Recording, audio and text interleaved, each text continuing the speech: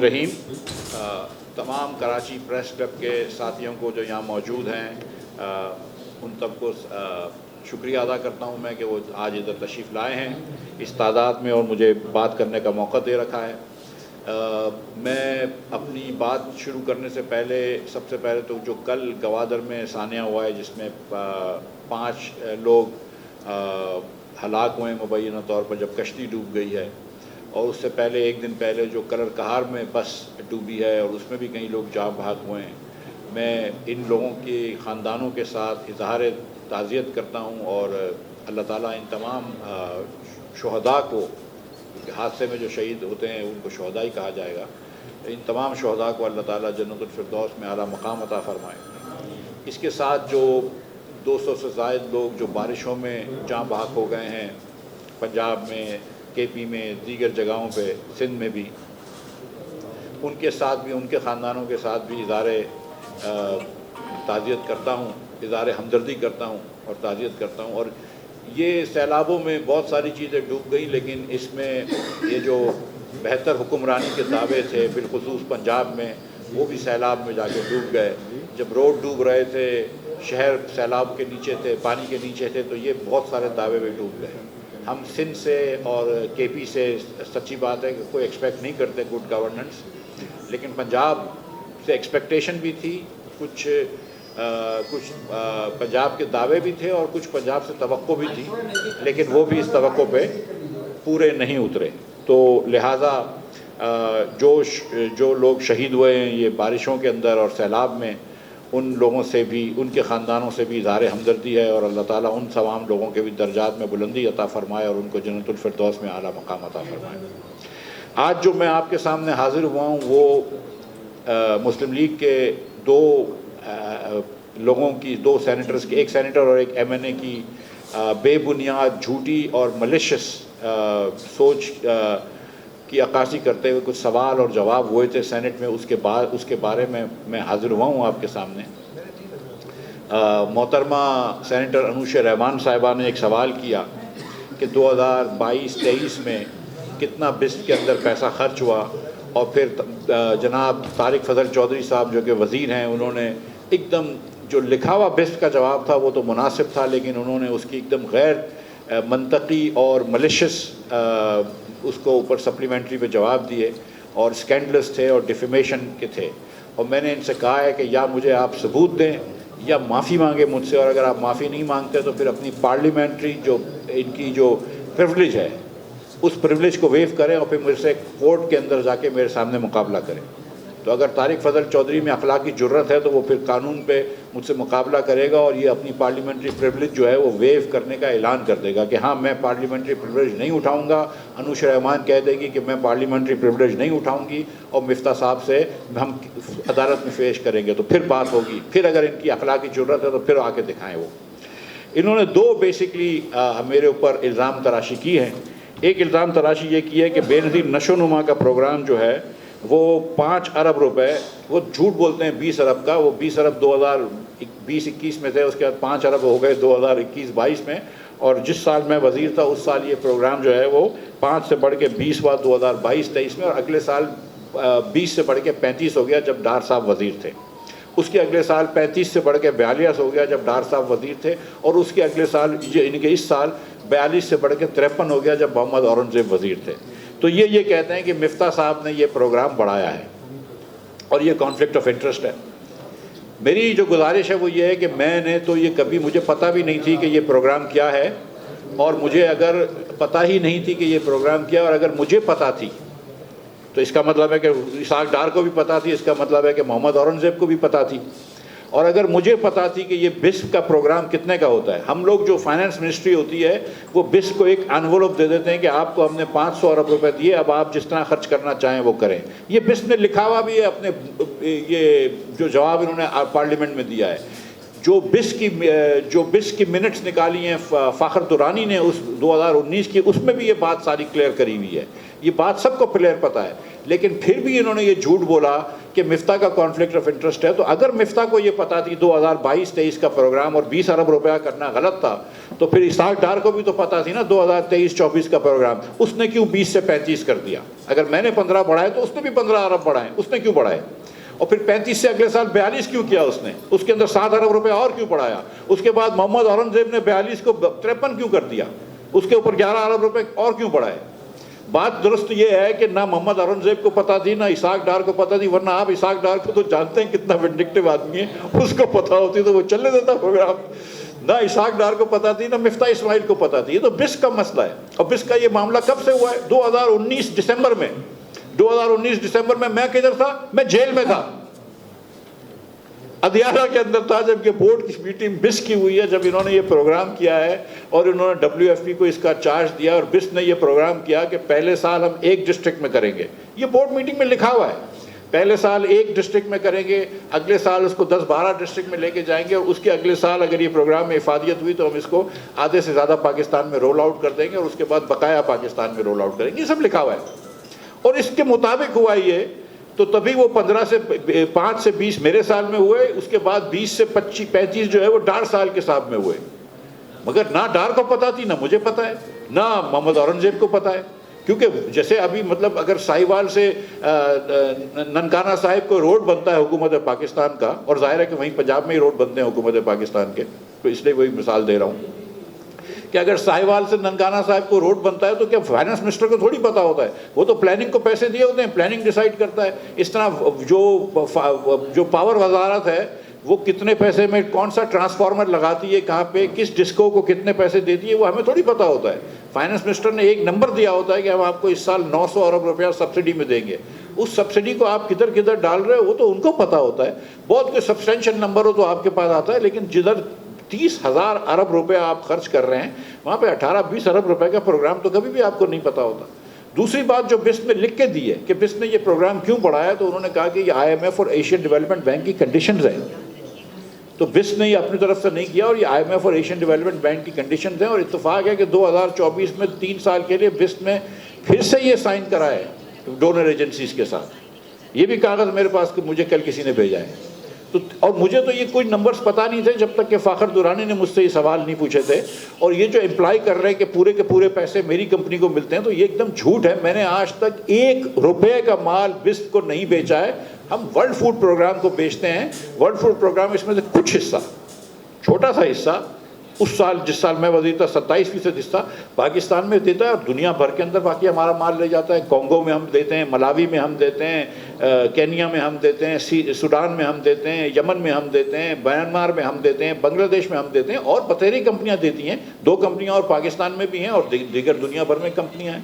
تو اللہ تعالیٰ کی مہربانی سے یہ کام تو ہم 20-25 سال سے کر رہے ہیں. اور یہ WFP کے کہنے پہ ہم نے شروع کرا تھا، کیونکہ یہ 3rd ورلڈ کنٹریز میں کیپیسٹی ڈیولپ کرتی ہے. تو یہ ایک دم جھوٹ ہے اور منطقی نہیں ہے، کیونکہ اگر غلطی میری تھی تو پھر ڈار اور اورنگزیب کی بھی تھی. اور لیکن مجھے سچی بات بتا رہا ہوں کہ نہ مجھے پتا تھی نہ ان لوگوں کو پتا ہوتی ہے. دوسری بات جو انہوں نے کہی کہ ورلڈ فوڈ پروگرام نے پیپرا رولز فالو نہیں کرے. برٹش ایئر ویز بھی پیپرا رولز فالو نہیں کرتی ہے، قطر ایئر ویز بھی پیپرا رولز فالو نہیں کرتے ہیں، کیونکہ وہ حکومت پاکستان کی کمپنیز نہیں ہیں. ورلڈ فوڈ پروگرام نے ان کو کہا کہ ہم اپنے UN کے پروٹوکول فالو کرتے ہیں. وہ UN کی ایجنسی ہے.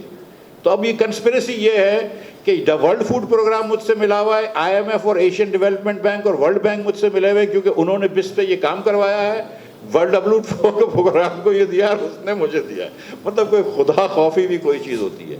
یہ کمپلیٹ جھوٹ بول رہے ہیں، اور یہ جھوٹ اس لیے بول رہے ہیں کہ میں ان کے بارے میں سچ بولتا ہوں. ورنہ اگر کانفلکٹ آف انٹرسٹ سمجھنا ہے تو پھر شہباز شریف صاحب کی 2 شوگر ملیں ہیں، وہ شوگر مل کے مالک ہیں، ان کے بیٹے مالک ہیں، لیکن وہ شوگر کے اوپر جو فیصلہ کرتے ہیں ایکسپورٹ کا، تو وہ conflict of interest Anusha Bibi بی کو نظر نہیں آتا.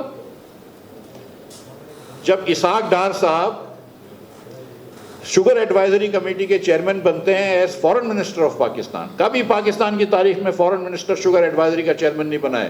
یا انڈسٹریز منسٹر بنتا ہے، اگر اس کا کوئی مسئلہ ہو تو کامرس منسٹر بنتا ہے. پہلی مرتبہ فارن منسٹر صاحب جو ہیں وہ چیئرمین بنے. تو انوشا بیوی کو اسحاق ڈار کی وہ کانفلکٹ نظر نہیں آئی کہ اسحاق ڈار کو شوگر انڈسٹری کا شوگر ایڈوائزری بورڈ کا چیئرمین بنایا اور اس نے فوراً ایکسپورٹ کی اجازت دے دی، اور پھر ایکسپورٹ کے کرتے رہے، پرائسز بڑھتی رہی، ایکسپورٹ کرتے رہے، پرائسز بڑھتی رہی، ایکسپورٹ کرتے رہے، پرائسز بڑھتی رہی، اور انہوں نے روکا نہیں؟ یہ نظر نہیں آیا انوشا بیوی کو اسحاق ڈار کے بارے میں؟ طارق فضل چودھری کو یہ نظر نہیں آیا کہ اگر ایک وزیر ہو آئی ٹی کمپنی کی اور ٹیلی کامز کی، اور وہ اپنے شوہر کو پی ٹی ایس کو فورس کر کے اپنے شوہر کو ڈائریکٹر بنا دے جہاں پہ لاکھوں روپے کی مراد ملتی ہیں، تو انوشا بیوی کو اور طارق فضل چودھری کو یہ نظر نہیں آیا کانفلکٹ آف انٹرسٹ؟ اگر کانفلکٹ آف انٹرسٹ 2022-23 میں تھا تو پھر 2023-24 میں وہ پروگرام کو 15 ارب روپے سے کیوں بڑھا دیا گیا؟ اگر کانفلکٹ آف انٹرسٹ 2022-23 میں تھا تو 2024-25 میں بڑھایا، 2025-26 میں ابھی تک کیوں چل رہا ہے؟ تو پھر اگر پیپرا رولز 2022-23 میں فالو نہیں کیے گئے تو 24-25 میں 25-26 میں ہوئے؟ پیپرا رولز تو ادھر اپلائی نہیں ہوتے، پاگل جیسی باتیں کر رہے ہیں۔ مطلب یہ بے بنیاد باتیں اس لیے کر رہے ہیں کہ میں ان کے بارے میں سچ بولتا ہوں۔ اب میں آپ کو یہ بتاؤں کہ چینی کے اوپر میں نے بہت بات کی ہے، بالکل کی ہے، چینی کے اوپر ایکسپورٹ کروایا، جان بوجھ کے کرایا۔ اس دن میں نے کہا، مجھ سے ایک اینکر نے پوچھا کہ یہ کیا مسئلہ ہے، میں نے کہا کوئی مسئلہ نہیں ہے، یہ مصلحت ہے۔ آپ چینی کا ایکسپورٹ کرواتے ہیں یہ جانتے بوجھتے ہوئے کہ چینی کی قیمت بڑھے گی، اگر چینی کی قیمت بڑھوانا مقصود نہیں ہوتی تو ایکسپورٹ نہیں کرواتے، ظاہر ہے کہ یہ بات طے ہے۔ اور آج امپورٹ جو کر رہے ہیں اس سے بھی میں آپ کو بتاؤں کہ مل کا ہی فائدہ ہوگا۔ کیوں فائدہ ہوگا؟ مل اونرز کا، کیونکہ اب جب امپورٹ ہوگی تو اب تو پرائسز بڑھ گئی نا، 200 روپے کے اوپر تو ہو گئی، چڑیا چگ گئی کھیت۔ اب جب یہ 200 روپے سے پرائس جو ہے نومبر میں جب چینی آئے گی باہر سے تو کیا ہوگا؟ چینی کی قیمت کم ہوگی نا، ایک مہینے کے لیے چینی کی قیمت کم ہوگی، اس کے ساتھ ساتھ گنے کی قیمت کم ہو جائے گی۔ وہ جو سارے سال کا گنا خریدیں گے اس کی قیمت کم ہو جائے گی نومبر میں، کیونکہ نومبر میں یہ کریشنگ شروع کرتے ہیں۔ آپ سوچیں کہ جس مہینے کریشنگ شروع کر رہے ہو اس مہینے کیوں چینی منگوا رہے ہو؟ اس سے پہلے تمہیں سمجھ نہیں آئی؟ جولائی میں تم کو سمجھ نہیں آئی تھی، جون میں تم کو سمجھ نہیں آئی تھی کہ چینی امپورٹ کرنی ہے، مئی میں تم کو سمجھ نہیں آئی تھی کہ امپورٹ کرنی ہے؟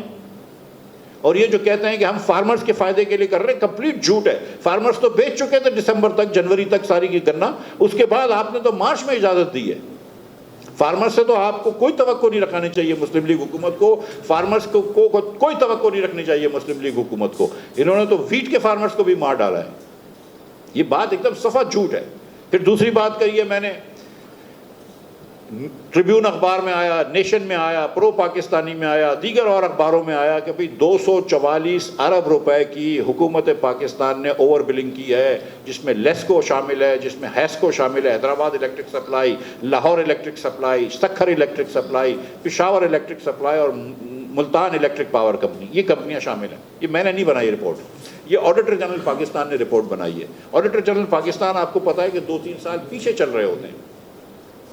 آڈیٹر جنرل آف پاکستان نے جب یہ رپورٹ بنائی تو انہوں نے کہا کہ 2023-24 کے اندر 244 ارب روپے زیادہ کیے۔ آج کل حکومت پاکستان کی وزارت نے لکھا ہے کہ مفتہ صاحب قوم کو گمراہ کر رہے ہیں، وہ یہ نہیں بتا رہے کہ 2024-25 وہ کہہ رہے ہیں کہ اس موجودہ حکومت میں ایک پیسے کی اوور بلنگ نہیں ہوئی۔ بھئی موجودہ حکومت تو فروری سے شروع ہوئی ہے، شہباز شریف کی حکومت تو 3 سال پہلے سے چل رہی ہے۔ ہم تو کہہ ہی نہیں رہے کہ موجودہ حکومت نے ابھی تک آئی ہے، کیونکہ اس کی آڈٹ رپورٹ آئی نہیں ہے۔ ہمارے پاس تو 2023-24 کا ہے۔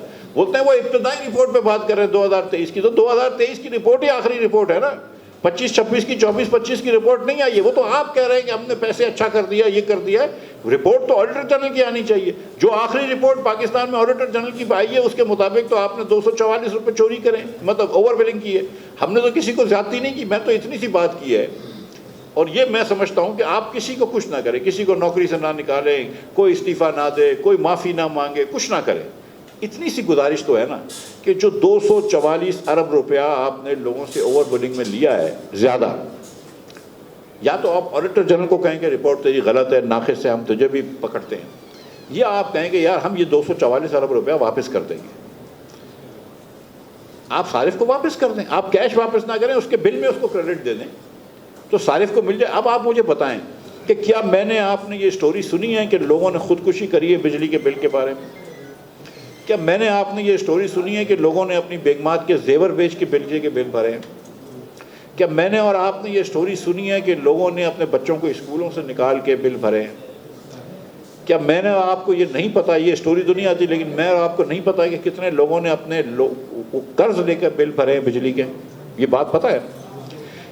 جب آپ اتنی مرتبہ بجلی کے ریٹ بڑھائیں، ہر دوسرے دن بجلی کے نرخ بڑھ رہے ہوں، پاکستان کے اندر بجلی کا بل دینا ایک آفت ہو جاتی ہے، ان دنوں میں آپ اوور بلنگ کریں، مطلب ایک آدمی کو آپ نے مار ڈالا ہے بیچارے کو، اس کے اوپر آپ لیسکو کے اندر، لاہور کے گرد و نواح میں جہاں لیسکو جاتا ہے وہاں پہ آپ مزید بلنگ کر رہے ہیں، یعنی کہ جس نے 200 یونٹ خریدے ہیں اس کو آپ 301 یونٹ دکھا رہے ہو کہ نہ صرف 200 کا نہیں 301 کا یونٹ کا بل لگ رہا ہو۔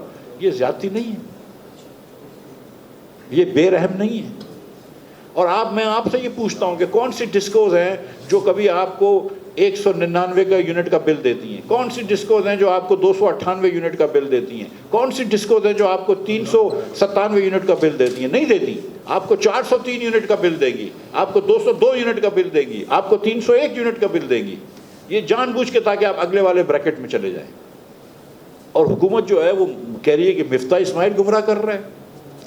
مفتاح اسماعیل کا میں نے اوور بلنگ کی ہے، جس نے اوور بلنگ کری ہے اس کو پکڑو، اگر آڈیٹر جنرل جھوٹ بول رہا ہے تو اس کو پکڑو کہ بھئی آڈیٹر جنرل غلط کہہ رہا ہے، آپ کہیں کہ یہ رپورٹ صحیح نہیں ہے، حکومت نے کہیں بھی یہ نہیں کہا کہ رپورٹ صحیح نہیں ہے۔ تو یہ جتنی بھی میرے خلاف جھوٹی باتیں کر رہے ہیں، یہ اس کی وجہ یہ ہے کہ میں ان کے بارے میں سچ بولتا ہوں، اور سچ تو ہے وہ کڑوا ہوتا ہے۔ بہت شکریہ، مجھے یہی آپ سے بات کرنی تھی بھائیوں سے، آپ تمام بھائیوں کا شکریہ۔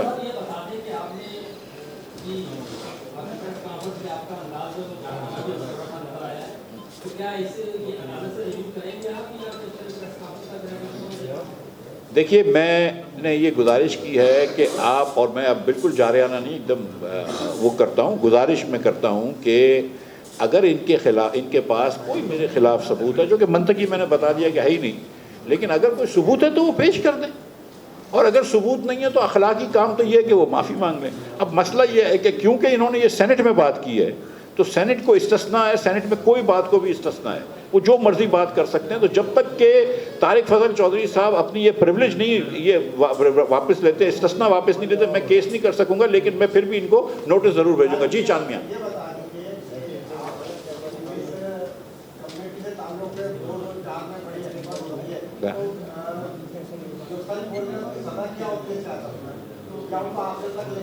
یہ ان کا شوق ہے اور ان کے خیال ہے کہ یہ مجھے سزا دیں گے سچ بولنے پہ۔ میں لعنت بھیجتا ہوں ایسے جھوٹ پہ، اور میں ان کو دیکھ لوں گا، میں پھر واپس سے انقصاری سے بات کرتا ہوں۔ اللہ بہت بڑا ہے، میں یہ سمجھتا ہوں کہ میں نے کوئی بات غلط نہیں کی ہے، نہ کبھی کانفلکٹ آف انٹرسٹ تھا، مجھے بھی نہیں پتا تھی، اور اگر مجھے غلطی ہے میری تو پھر ٹار کی اور اورنگزیب کی اس سے زیادہ غلطی ہے، لہٰذا یہ بات جھوٹ ہے۔ میں سچ بولتا رہوں گا، باقی اللہ تعالیٰ کی جو مرضی ہے جو ہوتا ہے۔ جی سر۔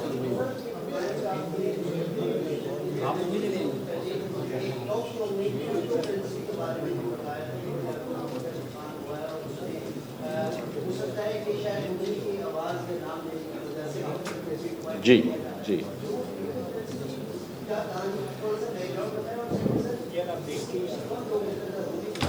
سر، اتنی سی بات تھی کرپٹو کرنسی کی کہ ندیم ملک صاحب کے شو پہ ندیم ملک صاحب اور میں ایسے ہی بریک پہ بات کر رہے تھے، ہمارے ساتھ آصف پیر صاحب بیٹھے ہوئے تھے جو کہ کمپیوٹر وغیرہ کی کمپنی کے سسٹمز کے وہ ہیں، مینیجنگ ڈائریکٹر بھی ہیں، اور یہ معیشت کے اوپر پروگرام تھا، تو ہم ایسے ہی بات کر رہے تھے، تو وہ کرپٹو کی بات کرتے تو میں نے کہا یار بڑا نقصان ہو جاتا ہے کرپٹو میں، اور ہم نے یہ بات کری جو ایک پاکستانی صاحب کا بہت لمبا نقصان ہوا۔ میں نہیں سمجھ رہا تھا کہ ندیم بھائی جو ہے وہ ٹی وی پہ یہ بات کر دیں گے۔ ندیم بھائی نے ٹی وی پہ بات کر دی، نام انہوں نے بھی نہیں لیا، انہوں نے صرف کہا کہ ایک بہت بڑے خاندان کے ایک شخص کا $100 ملین تک کا نقصان ہو گیا کرپٹو میں۔ تو میں نے صرف اتنی گزارش کی تھی کہ مجھے نہیں میں نے سنا ہے یہ، لیکن میں نے نام بھی نہیں لیا اور میں نے کوئی اماؤنٹ بھی نہیں بتایا، کیونکہ اماؤنٹ کا مجھے پتہ نہیں، اور سچی بات ہے کہ میں نے سنا ہوا ہے، مجھے کوئی آنکھوں دیکھا تو نہیں پتہ ہے مجھے، میں نے بھی یہ بات سنی ہے۔ تو دوسرے دن پھر یہ انوشے صاحبہ نے سوال پوچھ لیا، وہ پھر لوگ جو مسلم لیگ والے ہیں اور جو دیگر رپورٹرز ہیں انہوں نے پھر یہ کہ کڑی سے کڑی جوڑی ہے، لیکن میں نے کسی کا نام بھی نہیں لیا، نہ میں نے کوئی اماؤنٹ بتائی ہے، اور میں نے نہ یہ کہا کہ یہ ہوا ہے، میں نے کہا کہ میں نے یہ بات سنی ہے۔ جی جی، سیاستدان کوئی بھی انوالو نہیں ہے، کسی سیاستدانوں کا رشتہ دار یا بیٹے یا ایسے کچھ لوگ انوالوڈ تھے، جو میں نے سنا ہے کہ ان کا بڑا نقصان ہوا۔ گیا نقصان کرنا کوئی جرم نہیں ہے، لیکن نقصان ہوا ہے، لیکن اس نقصان کی اگر آپ تلافی کہیں سے حکومت پاکستان سے کروائیں گے تو وہ پھر جاتی ہے۔ جی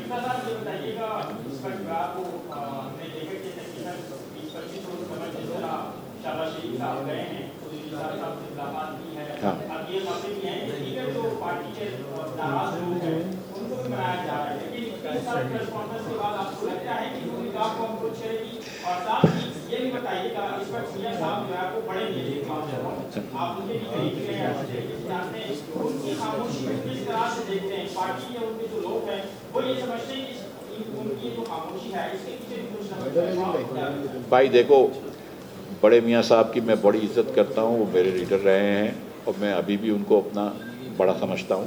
شہباز شریف صاحب کے ساتھ میں نے نوکری کری ہے، میں ان کے ماتحت لے کے کرا ہوں، ان کی بھی میں بڑی عزت کرتا ہوں اور ان کو بھی میں بڑا اچھا عزت سے بات کرتا ہوں، دیکھتا ہوں. کبھی میں نے آج تک کبھی بھی بدتمیزی سے ان کے بارے میں بات نہیں کری ہے، لیکن ہماری رائے بالکل یکسر جدا ہو گئی ہیں. ٹھیک ہے، اگر مطلب دیکھیں، یہ جو شاہد عباسی صاحب نے کہی تھی بات کہ اگر وہ ووٹ کو عزت دو پہ آ جاتے ہیں، جس کا مطلب ہے کہ وہ حکومت چھوڑ دیں، اپنی ہار تسلیم کرنے وغیرہ وغیرہ، جو میرے خیال سے کرنے والے نہیں ہیں وہ، تو پھر ہم ان کے ساتھ چلنے کے لیے تیار ہیں. لیکن کہ مطلب پارٹی جو پارٹی الائنس کرنے کی، لیکن وہ نہیں چھوڑیں گے نا بھائی. وہ کیا اس وقت ووٹ کو عزت دیں گے؟ طارق فضل چودھری جو میرا بھائی ہے، جو مجھے کانفلکٹ آف انٹرسٹ سکھا رہا ہے، کیا اس کو نہیں پتا کہ وہ دوپہر کے 2 بجے چلا گیا تھا آر او کے پاس 2 اور ایم این ایس کے ساتھ، جب اس کو لگ گیا تھا کہ وہ الیکشن ہار گیا ہے؟ کیا وہ نہیں اس نے جا کے ڈیل نہیں کری تھی آر او سے قرآن مجید کے اوپر ہاتھ رکھ کے بتا دئیے؟ تو میں بھی بہت ساری باتیں جو مجھ سے بھی پوچھتے ہیں قرآن کے اوپر ہاتھ رکھ کے کہ کیا مجھے پتا تھی کہ یہ بس نے کتنے پیسے کرائیں، وہ بھی قرآن پہ ہاتھ رکھ کے بتا دے کہ وہ 47 کے پہ نہیں جیتا ہے.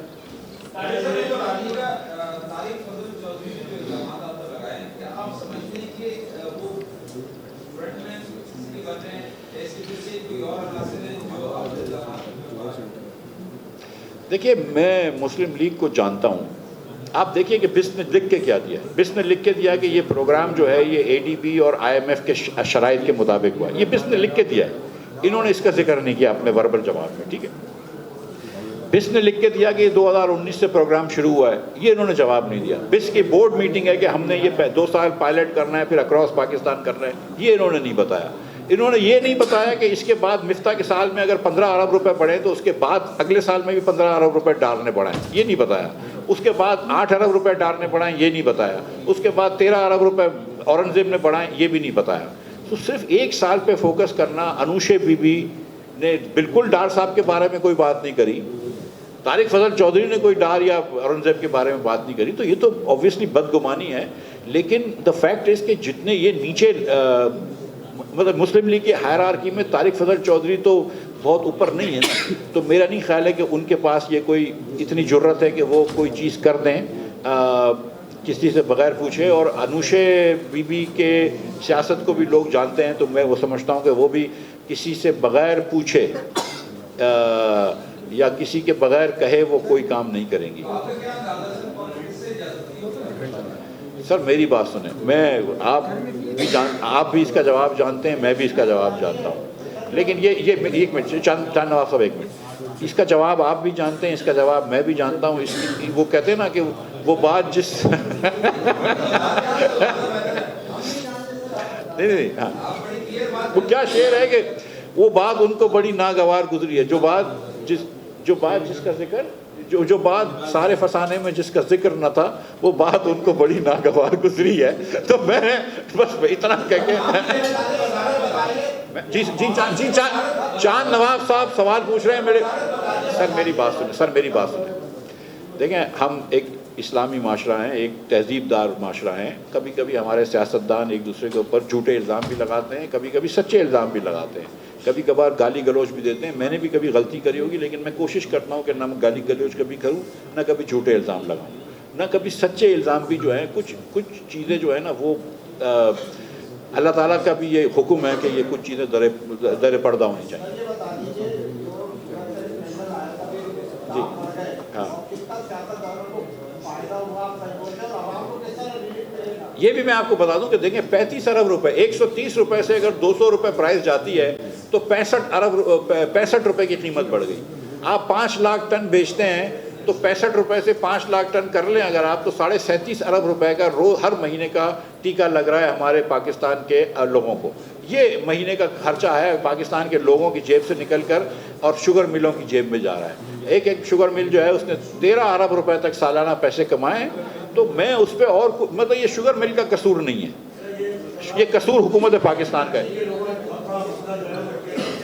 جی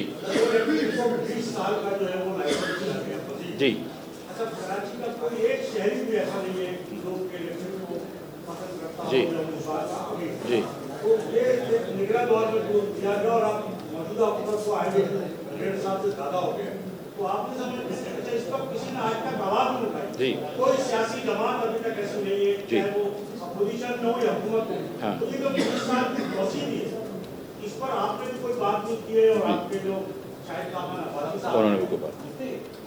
دیکھیے ایک چاندمیہ اگر اجازت دیں, ایک تو دیکھیں کہ الیکٹرک کو پہلے جب ان کو پرائیویٹائز کیا تھا تو 20 سال کا نہ صرف لائسنس تھا بلکہ ایکسکلوسیو لائسنس تھا کہ میں اور آپ اور کوئی تیسرا آدمی کراچی میں کام نہیں کر سکتا تھا بجلی میں ان کے علاوہ. میرا نہیں خیال ہے کہ اب جو لائسنس رینیو کیا اس میں یہ ایکسکلوسیوٹی ہے. اگر ایکسکلوسیوٹی ہے تو بہت غلط بات ہے, بالکل نہیں ہونا چاہیے, میں ابھی کرتا ہوں. اور یہ اگر لائسنس انہوں نے دیا, ایک یوٹیلٹی چل رہی ہے, اس کو لائسنس دینا تو کوئی اتنی بڑی بات نہیں ہے, لیکن ان کو کسی اور کمپنی کو بھی لائسنس اگر کوئی اپلائی کرے تو اس کو سنجیدگی سے سوچ کے دینا چاہیے کہ جہاں کمپٹیشن آ جائے. میرا اپنا ذاتی یہ خیال ہے کہ الیکٹرک اگر آدھے کراچی کو سپلائی کر رہی ہو اور آدھے کراچی کو کوئی اور کمپنی سپلائی کر رہی ہو, اور یہ میں صرف کراچی کے لیے نہیں, لاہور میں بھی ایسا ہونا چاہیے, ملتان میں, پشاور میں, فیصل آباد میں, کوئٹہ وغیرہ کے اندر, حیدرآباد میں, کہ کراچی کے آدھے کراچی کو لیس سے کہ آپ لیاری ندی پہ کاٹ دیتے ہیں یا ایم اے جناح روڈ پہ کاٹ دیتے ہیں, جس طرح ہم لوگ کراچی کو آپس میں ڈیوائڈ کرتے ہیں, تو ایک طرف ایک کمپنی کر رہی ہو, ایک طرف ایک کمپنی کر رہی ہو, اور بیچ کے ایریا میں دونوں کر رہے ہوں. وہ جو دونوں جہاں پہ کر رہے ہوں گے نا, وہاں آپ پرائس ڈسکوری کر لیں گے کہ کیا صحیح پرائس ہے, کیونکہ وہاں کمپٹیشن ہو جائے گا. ورنہ تو کہ الیکٹرک کے مناپلی آپ کچھ بھی نہیں کر سکتے.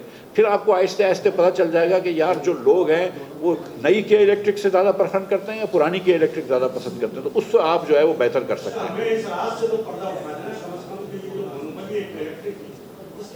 کون لوگ ہیں کہ جو واحد کمپنی سے الیکٹرک کو جو ہے وہ مسلح کرنا چاہتے ہیں. سر دیکھیں, ایک بات یہ دیکھیں کہ ایک صارف کا جو بل ہے اگر وہ کم ہو جاتا ہے یا بڑھ جاتا ہے تو 10-12 ہزار روپے کا فرق پڑتا ہے. لیکن کمپنیوں کو, جیسے میں نے آپ سے گزارش کری کہ یہ لاہور الیکٹرک سپلائی اور ملتان وغیرہ نے جو کیا ہے, یہ 244 ارب روپیہ ایک سال میں, یعنی کہ مہینے کا 20 ارب سے زیادہ, رائٹ. ان کو 20 ارب روپیہ مہینے کا فرق پڑتا ہے, آپ کو 12,000 روپے مہینے کا فرق پڑتا ہے. تو آپ تو ایک ٹکٹ کٹا کے اسلام آباد بھی نہیں جا سکتے نیپرا سے بات کرنے, لیکن جس کو 20 ارب روپے کا فرق پڑتا ہے وہ تو جا سکتا ہے نا. اس کو ریگولیٹری کیپچر بولتے ہیں کہ کمپنیز جو کہ ریگولیٹڈ ہوتی ہیں مگر ان کا بہت فائدہ یا نقصان ہو جاتا ہے, وہ اپنے ریگولیٹر کو کیپچر کر لیتی ہیں. یہ پاکستان کا اکیلے کا فنامنا نہیں ہے, دنیا کا فنامنا ہے.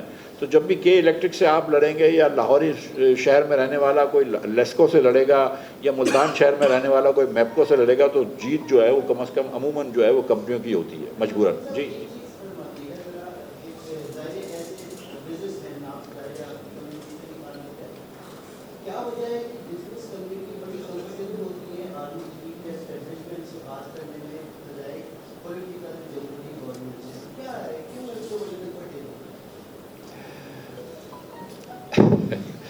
دیکھیں, یہ اس بار کا مثال لے لیجئے. اب بزنس کمیونٹی نے کہا کہ یار آپ اریسٹ کے پاور ایف بی آر کو نہ دیں, ٹھیک ہے. وہ بضد تھے کہ ہم بےایمان بزنس مین کو کیسے پکڑیں گے. ان کی بات میں یہ اتنی منطق ہے کہ بےایمان بزنس کو مین کو پکڑنے کی منطق ہونی چاہیے. بزنس مین یہ کہہ رہے تھے کہ یار یہ جو آپ کے ایف بی آر کے جو افسر ہیں, کیا وہ کوئی زیادہ ہم سے ایماندار ہیں. ان کا یہ مقصد تھا کہ یار آپ جو کروڑ روپے کا نوٹس دیتے ہیں تو بیسکلی آخر میں تو آپ 2 لاکھ روپے رشوت لے کے ہی جاتے ہیں نا. حکومت کو تو کروڑ روپے کے سامنے 1 لاکھ روپیہ بھی نہیں ملتا ہے. تو اگر آپ اس کو ایک 26 سال کا لڑکا جو ابھی اسسٹنٹ کمشنر بنا ہے, ایک ایگزام پاس کر کے, اس کو آپ یہ اتھارٹی دے دیں کہ کسی بڑے بزنس مین کو وہ اریسٹ کر سکتا ہے, تو رشوتوں کا ایک بازار گرم ہو جائے گا. آپ کس طرح اس کو پریونٹ کریں گے. تو پھر یہ گئے, ہارون اختر صاحب کی ایک کمیٹی میں میٹنگ ہوئی اور ہارون اختر صاحب جو ہیں وہ کافی حد تک ان کی بات مان گئے. وہ جو 2 لاکھ روپے کی بات تھی وہ میں نے سنا ہے کہ وہ 25 لاکھ روپے مان گئے. اور 2 لاکھ روپے تو مطلب یہ ہے کہ اگر آپ مطلب 1 من گندم بیچیں تو 2 لاکھ روپے نکل سے زیادہ ہو جاتا ہے. تو بھائی کس طرح کی باتیں کر رہے ہو تم کہ ہر فارمر پاکستان میں جو 3-3 ایکڑ کا فارمر ہے وہ بھی رجسٹر کراؤ گے, تو وہ 25 لاکھ کر دیں گے. اور دوسری ہارون اختر نے اس سے بھی کچھ بات کری. اس دوران انہوں نے کوئی سیکشن 9 بھی اس میں ڈال دیا, جس کو جو شروع میں پرائم منسٹر نے جو چیزیں جو یہ سیف گارڈ ڈالے تھے وہ سیف گارڈ بھی ختم کر دیے. اب وہ پرائم منسٹر صاحب بھی نہیں مان رہے, بیوروکریسی بھی نہیں مان رہی. تو تو جب پرائم منسٹر اور بیوروکریسی کے اوپر تو ایک ہی آدمی ہے نا پاکستان میں. تو جیسے اب دیکھیں یہ آپ بزنس مینوں کو کیوں بلیم کر رہے ہیں؟ ٹرمپ کس سے ملا ہے؟ ٹرمپ بھی تو مل سکتا تھا نا پرائم منسٹر سے, ٹرمپ بھی تو مل سکتا تھا نا ان لوگوں سے. ٹرمپ نے کہا بھائی میں مالک سے ملوں گا, ٹھیک ہے. تو یہ بزنس مین جو ہیں وہ بولیں گے کہ یار جا کے بات تو اسی سے کریں گے نا جو پیچھے اس کی سیاست سفید کا مالک ہے, جو اس کو دیکھ رہا ہے. باقی تو سب چینل تھنک ٹی وی HD کو سبسکرائب ضرور کر لیں اور بیل آئیکن کا بٹن دبائیں تاکہ ہماری نئی آنے والی ویڈیوز پر وقت آپ تک پہنچ سکیں. شکریہ.